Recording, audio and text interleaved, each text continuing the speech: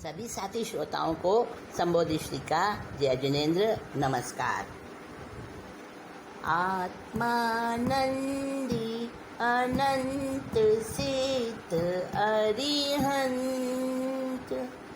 आचार्य श्री उपाध्याय जी लोक विराजित साधु साध्विगण सारे संयम सुशोभित श्री हाथों को जोड़ मान मोड़ वंदन करती हूँ मैं अहर्निशम।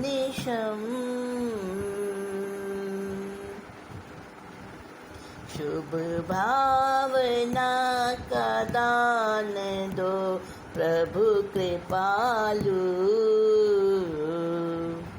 पापों का कर सकूं शमन, पापों को कर सकूं हनन।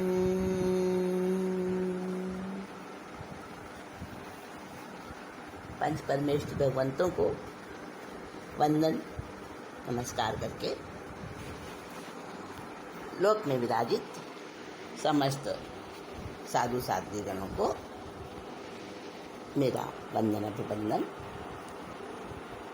आप सबके अंतर्मन में विराजित उस आत्म तत्व को मेरा भाव भरा नमन। हमने पिछली मीटिंग में प्राणातिपात की बात की थी। प्राणातिपात जिसने भी किया उसने महान दुख पाया और जन्म जन्म तक उसको चुकाता रहा, परंतु वो कर्म बंध, वो पाप का जो बंध हो चुका था वो बड़ा रो रो कर पूरा हुआ। हमें ये सोचना है कि जितना हम पाप से बचेंगे उतना ही जन्म जन्मांतरों की पीड़ा कम होगी और भव भ्रमण घटेगा। कहें कहाँ तक अनगिनती आगम में भरी कथाएं, सुनो कथा एक ऐसी जो कटुफल हिंसा का बताए। हमने सुना था कि यशोधर राजा ने आटे का कुक्कुट बनाया, क्योंकि उस परिवार में कुल देवी की पूजा के लिए राजा को बताया गया था कि कुक्कुट की बलि देनी है, परंतु तब तक वो समझने लगा था कि किसी भी जीव को सताना, उसकी हिंसा करना वो पाप है, तो उसने मना कर दिया। लेकिन धर्म गुरुओं ने, जो उसके पुरोहित वगैरह थे, उन्होंने राज्य संकट का और कई तरह का भय दिखाकर मजबूर किया। साथ में उसकी माँ भी मिल गई और कहने लगी ये तो हमारी कुल परंपरा है, ये तो करना ही होगा। तो उसने आटे का मुर्गा कुक्कुट बना के और उसकी बलि दे दी थी, परंतु आटे का जो बनाया था उसके अंदर में जो रक्त वगैरह, रंग वगैरह भरा था और उस तरह का सचमुच जैसा बनाया था, बिल्कुल यथार्थ प्रतीत हो रहा था। और उसने उस समय बलि देके कुछ ना कुछ तो भाव आया ही उसके मन में, और आटे के मुर्गे की बलि दी। सचमुच के मुर्गे की बलि नहीं दी तो भी उसने बहुत बहुत जन्मों तक उसका फल भोगा। कलावती महारानी, राजा शंख की पटरानी, उसने जो है ना पहले जन्म में एक तोते के पालतू तोता था, वो उड़ के चला गया था। रानी परेशान हो गई उसके बिना, और जब वो आया तो गुस्से में उसके पंख नोच दिए कि अब कैसे जाएगा। और इस तरह से उसने पहले जन्म में जो कर्म बंधन किया था तो उसका पता है क्या फल मिला?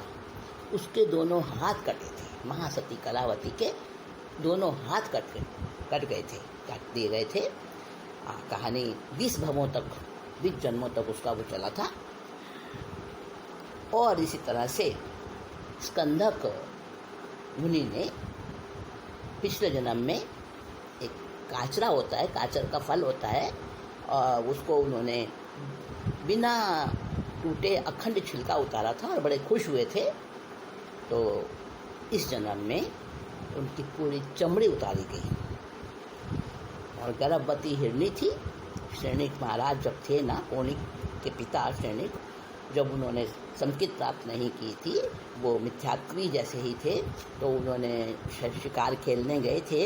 वहाँ पर हिरणी के ऊपर उन्होंने अपना निशाना साधा और हिरणी अपना जान बचा के भागी। वो गर्भवती हिरणी थी और एक बड़े सारे पेड़ के पीछे वो छिप गई। जब उससे भागा नहीं गया तो, और वो वहाँ दिख के और अपना सांस लेने लगी। श्रेणिक महाराज ने उसको देख लिया और एक ही बाण ऐसा चलाया कि वो पेड़ पूरा, उसका तना जो बहुत काफ़ी मोटा तना था, वो तने को भी छेद दिया। उस श्रेणिक महाराज के उस बाण ने तने को भी छेद दिया और हिरणी के पेट को भी छेद दिया, और हिरणी के पेट में जो बच्चा था उसको भी छेद दिया। और बड़े खुश हुए, देखो देखो मैं कितना शक्तिशाली हूँ, मेरा निशाना कैसा है। तो उसका फल उनको क्या मिला कि वो नरक के बंधन उस समय उन्होंने कर लिए। और अंतिम आने वाली जो आगामी 24वीं आएगी ना, उसमें वो पहले तीर्थंकर बनेंगे। बाद में उन्होंने इतना मतलब धर्म ध्यान किया, 12 व्रतधारी श्रावक बने, प्रभु महावीर के अग्रणी श्रावक थे। तो उसके कर्म के फलस्वरूप उनको नरक में जाना पड़ा जब क्षायिक समकीर्ति थे। तो ऐसे ऐसे बहुत सारे किस्से हैं जो भरे पड़े हैं। लेकिन यहाँ पर एक किस्सा, एक कहानी जो कही जा रही है वो है मृगा लोढ़ा की कथा। शायद आपने नाम नहीं सुना होगा। वो राजा का पुत्र था और रानी का अंगजात था, परंतु पूर्व जन्म में उसने महान कर्म बांधे थे, पाप कर्म बांधे थे। प्राणातिपात का इतना ज़्यादा सेवन किया था उसने, प्राणातिपात पाप का बंधन किया था।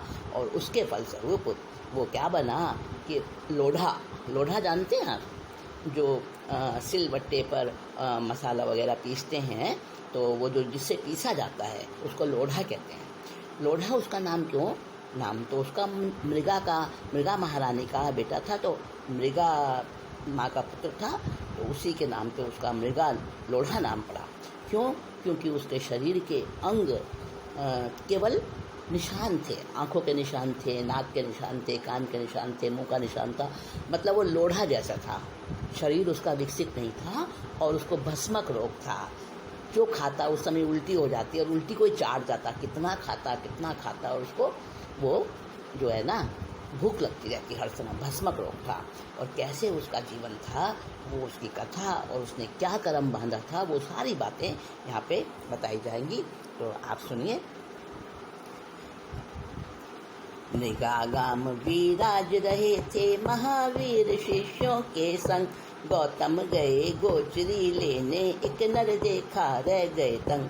मृगा पुत्र की कथा सुनो, बड़ा दरिद्र पुण्यहीन, गूंगा बहरा अंधा लंगड़ा, कटे हुए थे अंग बाल बिखरे, दयनीय बना चेहरा।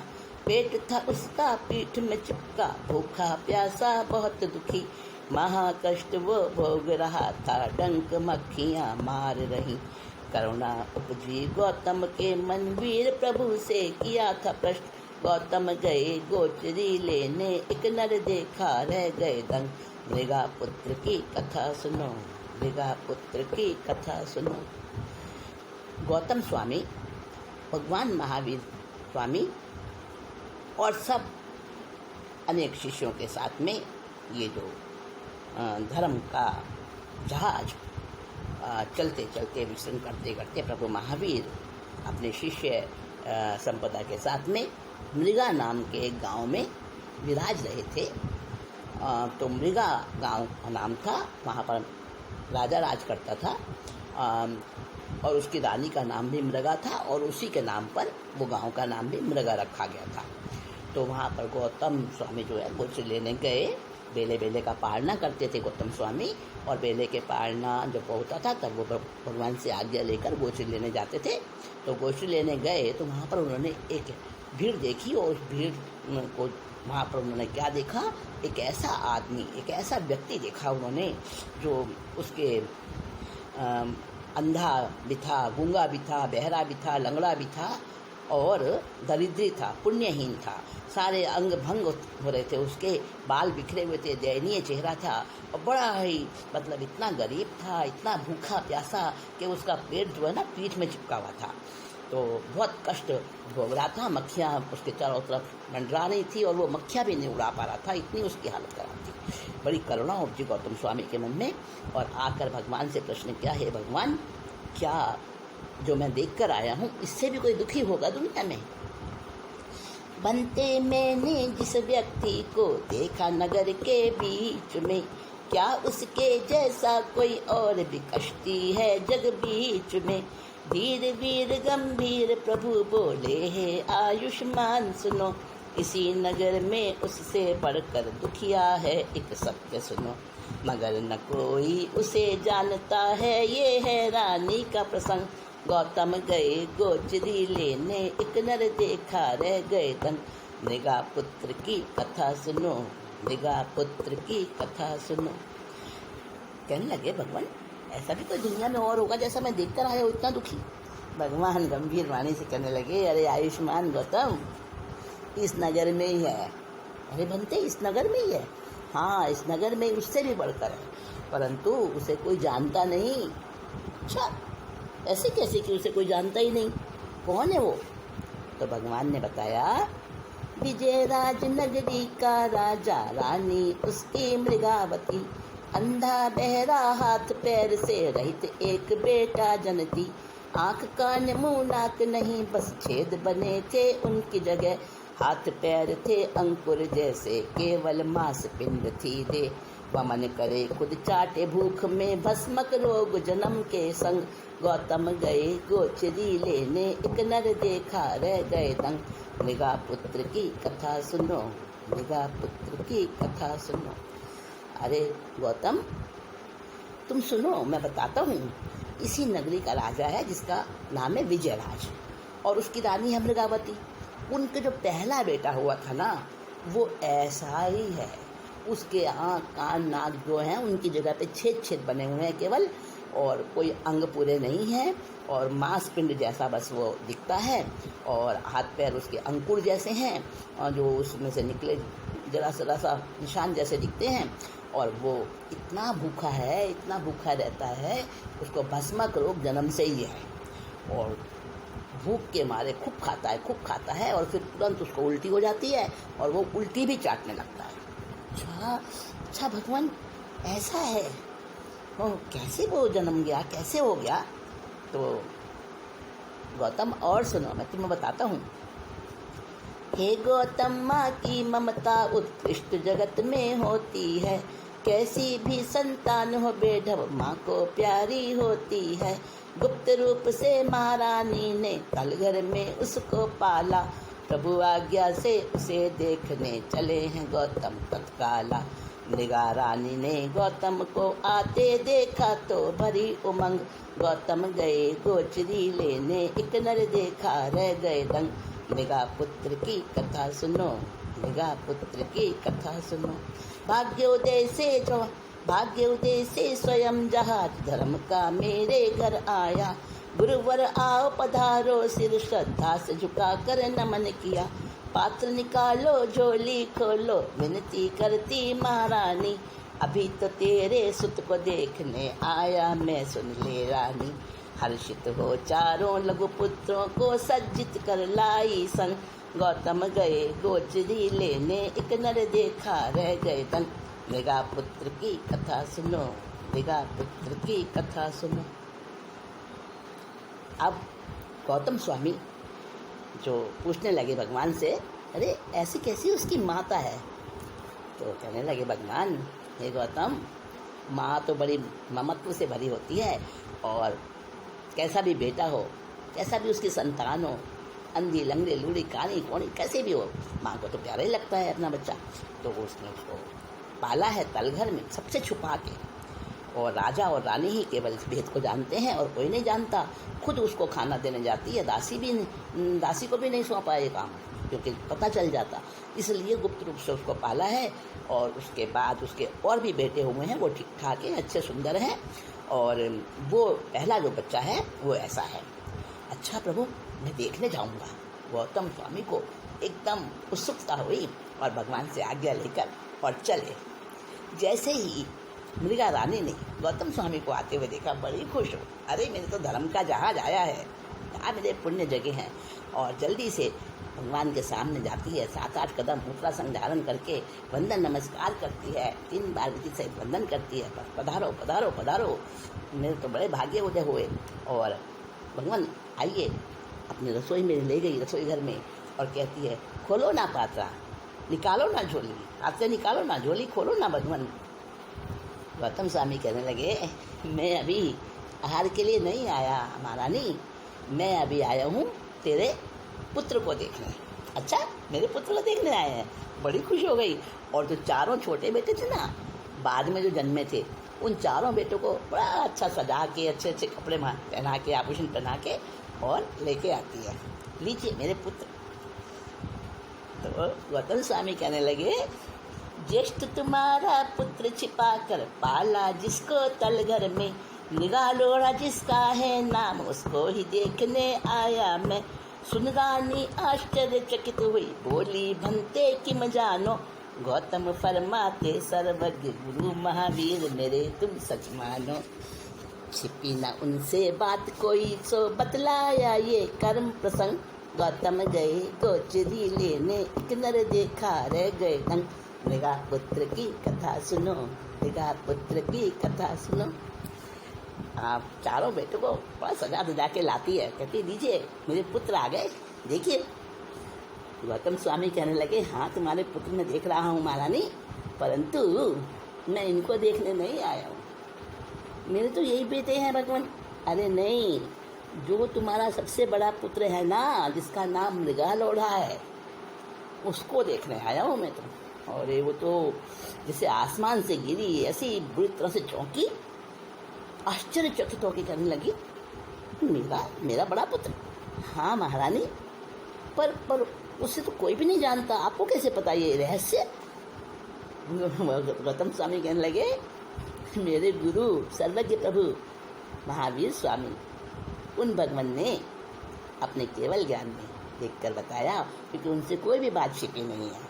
और गौतम स्वामी ने सुबह वाला प्रसंग, गोचरी लेने गए थे, वहाँ पर एक व्यक्ति को देखा था, वो सारा कुछ बताया और कहने लगे, इस प्रकार से बात शुरू हुई। और मेरे जिज्ञासा करने पर भगवान ने तुम्हारे बेटे के बारे में बताया, और मैं उत्सुकतापूर्वक देखने आया हूँ, उनसे कोई बात नहीं छिपी। अच्छा प्रभु, इतने सब कुछ जानते हैं। थोड़ी श्रद्धा से उसने सिर झुकाया, भाव वंदन किया और कहने लगी, हाँ प्रभु, सच मेरा बड़ा पुत्र ऐसा ही है, तो दिखाओ मुझे, मैं तो उसको देखने आया हूँ। अच्छा, रानी कहने लगी, हाँ प्रभु, अभी उसका भोजन का समय हो रहा है, मैं खुद ही गाड़ी भर के उसका आहार लेके, खाना लेके जाती हूँ। और एक काम करो, आपके मुंह पर तो मुंहपत्ती है, लेकिन नाक को भी ढक लो।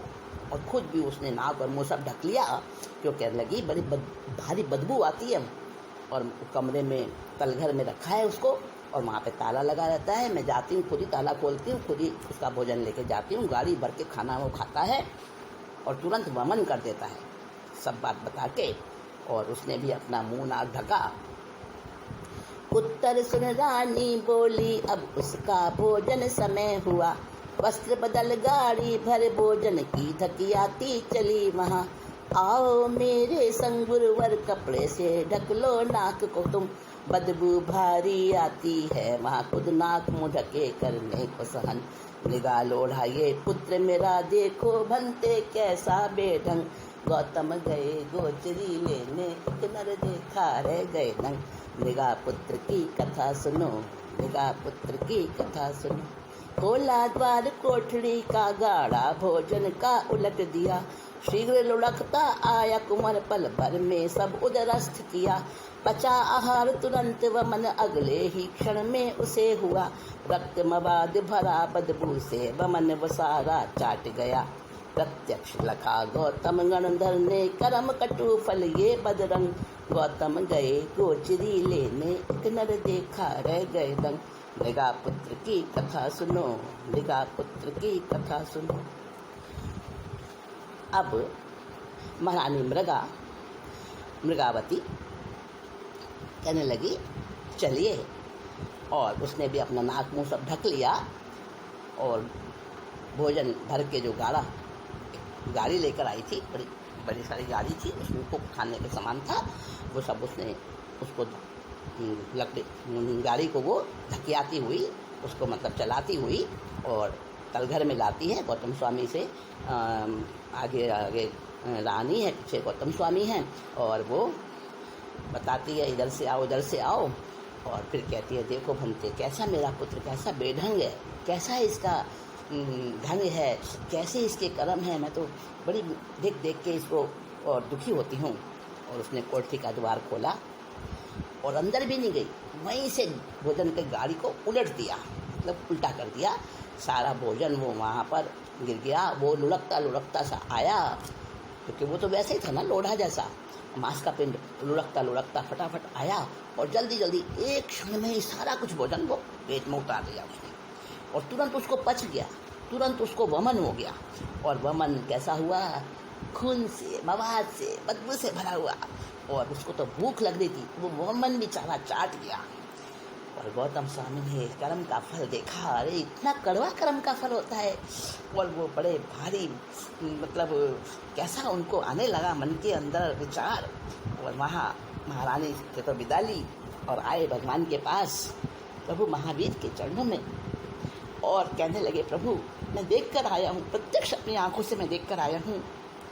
आए कृपालु प्रभु पास, बोले साक्षात नरक देखा। कैसे कर्म किए इसने, मैं सुनना चाहूँ, करो कृपा। मलिन है इतनी संबोधि, तो निश्चित पाप किया होगा। घोर कठोर कर्म का बंधन, भगवान इसने किया होगा। कृष्णा नंदन मृगा पुत्र का, अब बदलाते पूर्व जन्म। गौतम गए गोचरी लेने, एक नर देखा रह गए दंग। मृगा पुत्र की कथा सुनो, मृगा पुत्र की कथा सुनो।